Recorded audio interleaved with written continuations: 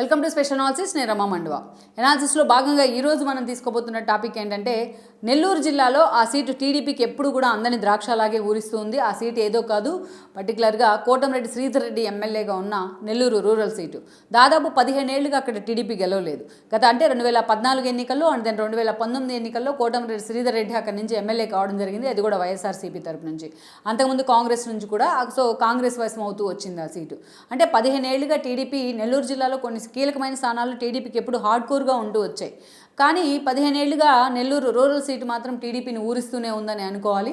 అలాంటి సీటు మీద ఈసారి టీడీపీ చాలా సీరియస్గా ఫోకస్ పెట్టింది. పర్టికులర్లీ మనం చూసినట్లయితే కూడా ఈ రోజున అంత ఫోకస్ జగన్మోహన్ రెడ్డి కూడా అదే స్థాయిలో ఈరోజు నెల్లూరు రూరల్ మీద ఫోకస్ పెట్టారు. అయినప్పటికీ ఆ సీటు మాత్రం టీడీపీనే గెలుచుకుంటోందనే అంచనాలు అయితే వస్తున్నాయి. కోటంరెడ్డి శ్రీధర్ రెడ్డి 14 నుంచి కూడా, అంటే జగన్మోహన్ రెడ్డి పార్టీ పెట్టినప్పటి నుంచి ఆయనతోని చాలా కీలకంగా ఆయన అడుగుల్లో అడుగు వేస్తూ వచ్చారు. 14లో ఆయన ఎమ్మెల్యే అయి ఉన్నారు, అండ్ దెన్ 19లో కూడా అక్కడి నుంచి ఎమ్మెల్యే అయి ఉన్నారు. ఎప్పుడు జనంలో ఉంటాడని, జనం నేతగా కూడా కోటంరెడ్డికి ఒక పేరు అయితే ఉంది. బట్ అదే స్థాయిలో 2019 ఎన్నికల తర్వాత ఎమ్మెల్యే అయి ఉన్నారు ఆయన.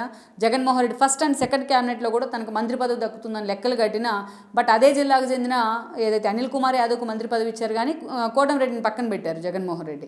ఇక అనేక రకాలుగా అధికారులు తనను వేధిస్తున్నారన్న తీరుతో కోటంరెడ్డి వైసీపీ నుంచి ఎగ్జిట్ అయ్యే ప్రయత్నం చేశారు. ఈ క్రమంలోనే ఎమ్మెల్యే కోటాలో ఎమ్మెల్సీ ఎన్నికలు వచ్చిన సమయంలో జగన్మోహన్ రెడ్డికి వ్యతిరేకంగా ఆయన ఓటేయడం జరిగింది. ఈ క్రమంలోనే పార్టీ నుంచి కూడా సస్పెండ్ అయ్యారు. సస్పెండ్ అయినా ఆయన అనేక రకాలుగా ప్రభుత్వం వేధిస్తున్నా ఎక్కడ వెనుకంజ వేయకుండా నెల్లూరు రూరల్ తనదే అంటూ కూడా తిరుగుతూ వచ్చారు. ఇక అఫిషియల్గా ఆయన టీడీపీలోకి కూడా వెళ్ళున్నారు. అటు లోకేష్ పాదయాత్రను కూడా దగ్గరుండి సక్సెస్ చేయగలిగారు నెల్లూరు జిల్లాలో.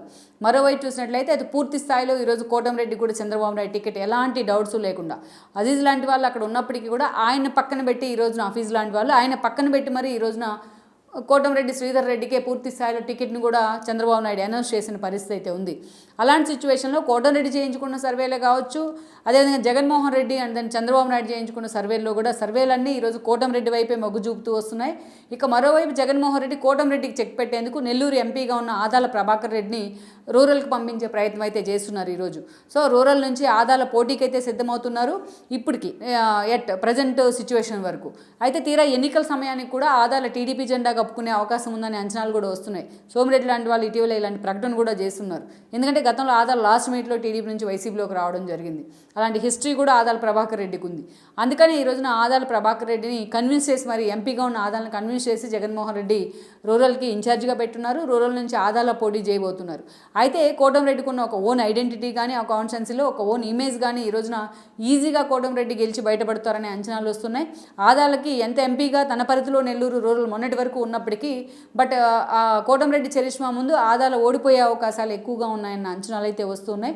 అందుకే అంటే ఈ అంచనాలు కావచ్చు, ఈ సర్వేలు కావచ్చు, దాదాపు 15 ఏళ్ల తర్వాత టీడీపీ జెండా నెల్లూరు రూరల్ మీద ఎగరబోతోందనే అంచనాలు అయితే వస్తున్నాయి. లెట్స్ సీ మరి ఈ అంచనాలు ఎంతవరకు నిజమవుతాయి, కోటంరెడ్డి ఎంతవరకు ఈ అంచనాల్లో ఫిట్ అవుతారనేది మనం చూడాల్సి. ఈ వీడియో మీకు నచ్చినట్లయితే please share, like and subscribe R24 Telugu.